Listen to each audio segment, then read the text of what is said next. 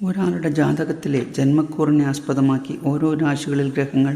ചാരവശാൽ സഞ്ചരിക്കുമ്പോൾ ജാതകനുണ്ടാകുന്ന താൽക്കാലിക വർത്തമാന ജീവിത ഫലാനുഭവങ്ങളെയാണ് ഗോചരഫലം കൊണ്ട് വ്യക്തമാക്കുന്നത്.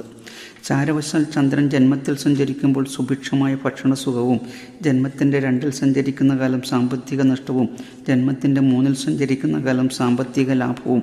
ജന്മത്തിൻ്റെ 4-ൽ ചന്ദ്രൻ സഞ്ചരിക്കുന്ന കാലം ഉദരസംബന്ധമായ ബുദ്ധിമുട്ടുകളും, ചന്ദ്രൻ ജന്മത്തിൻ്റെ 5-ൽ സഞ്ചരിക്കുന്ന